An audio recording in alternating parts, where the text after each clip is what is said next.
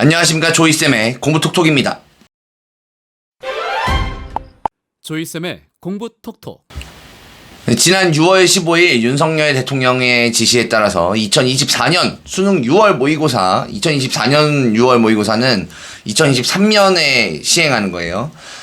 모의고사 출제에 직접적으로 개입해서 독서문항 출제 배제를 지시하고 사교육을 비판하며 한 번도 정규 교과과정을 벗어난 적이 없는 대학 수학 능력 시험을 공교육에서 나오는 문제로만 출제하라는 지시를 내려서 여론의 도마에 올랐습니다.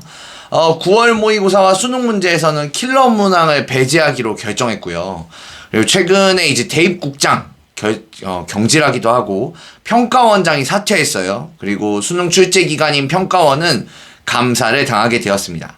그래서 오늘의 조이쌤의 공부톡톡은 대통령은 수능 5개월 전에 왜 이런 조치를 하는 걸까? 그래서 올해 수능은 불수능일까 물수능일까? 지금 시작합니다. 조이쌤의 공부톡톡. 일단 왜 수능 개혁을 지금 하냐? 일단 윤석열 대통령님의 교육 공약을 살펴보면 대입제도 단순화, 정시 비율 확대, 인공지능 보조교사 도입, 평생교육 체제 강화 뭐 이런 것들이 있는데, 사실 이제 가장 포인트가 되는 거는 대입제도 단순화와 정시 비율 확대. 요게 이제 같은 거죠. 정시 비율을 확대하면 단순화되니까 수시가 줄고 대입제도가 단순화되니까요. 그러나 이제 정시를 확대하면 수능은 사교육에 친화적인 경향이 있어요. 수능이나 모의고사는. 그래서 학원이 많은 지역의 학생들이 엄청 더 유리해지게 됩니다. 제가 지금 제시하는 이 표는 서울대 학교에서 제시한 건데, 서울대 입학생들을 분석한 거예요. 그래서 지원자들의 표본을 가지고 있을 거 아니에요? 정시를 확대해서 뽑는다고 가정해서 시뮬레이션을 해봤더니 전국에서 고루고루 오지 않고 정시를 확대했더니 서울 강남 학생들이 정시 확대의 과실을 모두 가져가더라. 즉 정시를 확대하면 서울 강남 학생들이 더 유리해진다는 것입니다. 그래서 대통령님이 좀 노발대발하신 게 아닌가 싶어요. 이게 굉장히 오랫동안 지시하셨대요. 이게 수능 제도, 사교육 친화적인 입학 제도를 좀 손봐라, 대입을 손봐라 라고 얘기를 하셨는데 잘 안 되니까. 게다가 이제 6월 모의고사를 혹시 풀어보신 거나 뭐 좀 이렇게 접해보시거나 하신 게 아닌가 싶거든요. 지금 보이시는 이제 9번 문제, 올해 6월 오답률 3등 화학 지문입니다. 과학과 관련된 국어 영역을 아시는 분은 다 아시겠지만, 국어 영역이라고 해서 국어만 나오는 게 아니잖아요. 독서 영역에서는 다양한 분야의 다양한 소재의 글을 다루게 돼 있죠. 특히 이제 과학 기술, 고체 촉매의 구성 요소에 대한 내용이었습니다. 이 6월 가장 따끈따끈한 문제인데, 특히 이제 청와대에서 요 11번에 딱 지적해 주셨어요. 11번 문제를 보면, 야, 이거 봐라, 이거 풀겠냐? 이거 과학을 알아야 풀 수 있는 거지. 이거는 정규 교육 과정의 범위를 벗어날 거고, 요런 종류의 사교육을 받은 애들한테만 유리한 것이다! 라고 학교에서 도저히 가르칠 수 없는 과목 융합형 문제 출제는 처음부터 교육당국이 사교육으로 내모는 것이니까 아주 불공정하고 부당하다! 라고 보시고 계시는 것 같아요. 조이쌤의 공부톡톡. 굉장히 짧은 일주일 동안 많은 것들이 일어났어요. 일단 6월 16일에 대통령의 수능 사교육 비판이 있었고, 6월 16일 같은 날 대학 입시 담당 국장이 경질되었고요.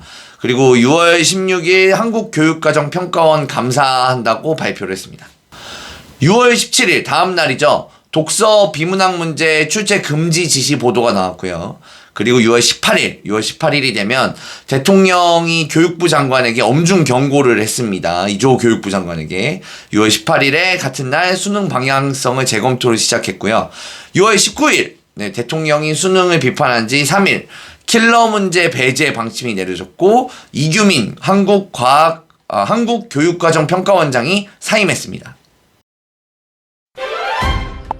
조이쌤의 공부톡톡. 사실 이제 현재 제도하에서 사교육을 얼마나 많이 받았느냐가 대입과 수능 점수에 엄청난 영향을 주는 게 사실입니다. 저도 이제 많은 컨텐츠에서 정시 준비는 학원에서 하는 게 유리하다, 학교를 좀 최소화하는 게 더 유리하다 하는 이야기를 굉장히 여러 번 드렸어요. 그리고 중심 지역에서 경쟁을 해본 적 없는 학생들은 특목고에 가는 게 위험하다. 이것도 사실은 굉장히 사교육 친화적인 말이죠. 사실 현실이 그런 거예요. 그렇지만 이번 대통령의 조치는 대통령실의 조치는 좀 아쉬움이 많다고 할 수가 있는데, 지금부터는 이제 제 개인적인 안타까움과 수능에 대한 예상을 좀 해보려고 합니다. 일단 좀 안타까운 것 중에 가장 큰 문제는 이제 5개월 남았다는 거예요. 5개월. 문제가 있다고 생각하셨으면 적어도 좀 올해 수능이 끝난 다음에 2024년 시행하는 2025 수능 모의고사부터 반영하겠다 했으면 어땠을까 싶어요. 이게 마치 달리기를 하고 있는데 5개월 전에 골대가 바뀌는 그런 현상이거든요. 이게 시기가 중요하잖아요. 자꾸 이제 청와대에서는 원론적인 이야기였다.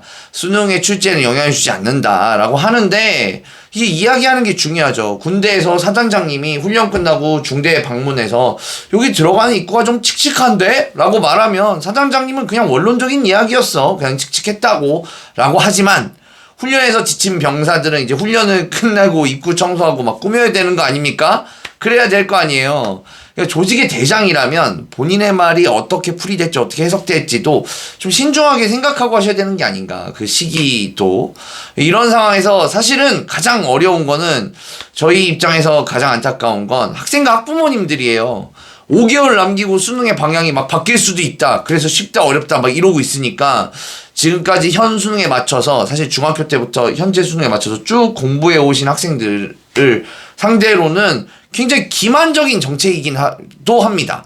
너네가 여태까지 목표로 해온 그 목표는 사실은 사교육 친화적이고 사교육자들이랑 평가원이 짬짬이해서 카르텔로 만들어낸 영역이니까 그거 옳지 않아. 너네가 공부한 건 적폐야. 너네 공부 잘못했어. 다시 해. 이런 식으로 5개월 전에 막 만들어버리는 거거든요. 이게 물론 사교육자들이 잘못을 했어도 학생들에겐 잘못이 없죠. 그래서 이게 너무 정책을 발표한 시기에 문제가 있다. 두 번째로 수능은 영어, 한국사, 제2외국어 제외하고는 다 상대평가잖아요. 이게 쉽게 내면 다 같이 쉬워지고 어렵게 내면 다 같이 어려워져요. 고교 과정을 초과했든 안 했든 그 문제가 어렵든 쉽든 상대평가로 평가하기 때문에 학생들에게는 뭐 그닥 상관이 없을 확률이 높아요. 그냥 혼란스럽기만 한 거죠. 그러니까 이게 굉장히 미시적인 조정을 하면 학생들이 편해질 거야, 교육의 정의가 바로 설 거야, 공정해질 거야 라고 하시는데, 실제로 그런 미시적인 조정은 거대한 상대평가라는 틀 안에서는 좀 무용할 수밖에 없어요. 세 번째로, 교과서 안에 있으면 쉽고 교과서 밖에 있으면 어렵다. 그럴까요? 영어가 상대평가에서 절대평가로 전환된 과목이잖아요. 출제진들은 그때 당시에 좀 기본적인 문제라고 생각하고 좀 쉽게 내보려고 주어와 동사의 일치 문제를 냈어요. 근데 결과는 어땠을까요? 굉장히 안 좋았습니다. 엄청 많이 틀렸어요.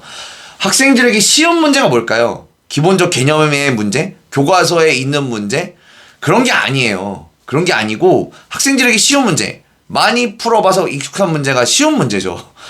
결국 수능 문제 방향을 지금 바꾸고 뭐 신유형이 나온다. 그러면 그게 쉽든 어렵든, 쉽다 어렵다는 출제자의 입장, 어른의 입장이고, 학생들의 입장에서는 낯선 문제, 어렵다, 역으로 어렵다고 느낄 가능성이 높습니다. 학생들에게 낯선 문제는 어려운 문제거든요. 조이쌤의 공부 톡톡. 마지막 결론적으로 저는 대통령실의 해명대로 공교육이 살아야 한다는 원론적인 이야기였다. 공정한 변별력이 본질이다. 라는 말을 믿습니다. 네, 대통령실의 말씀 믿어요. 그러나 대통령실이 말하는 공정한 변별력이라는 게 뭔가요? 변별을 하려면 공정하게 100점 받은 학생이 90점 받은 학생보다 더 좋은 대학에 가야 하는 거 아닌가요? 100시간 공부한 학생이 90시간 공부한 학생보다 더 좋은 대학에 가야 하는 거 아닌가요? 그리고 그렇다면 초3 때부터 공부한 학생이 중3 때부터 공부한 학생보다 더 좋은 대학에 가야 하는 거 아닌가요? 이 공정함이라는 말은 굉장히 무서운 말이에요, 사실은. 그래서 공정한 변별력이라는 게 형용모순이다라고 지적하시는 유승민 의원의 말씀도 이런 측면에서 말씀이 나오는 겁니다. 여러분이 생각하는 공정한 변별력은 무엇입니까?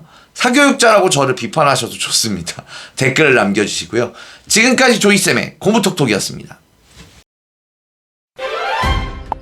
좋아요와 구독 땡큐 땡큐.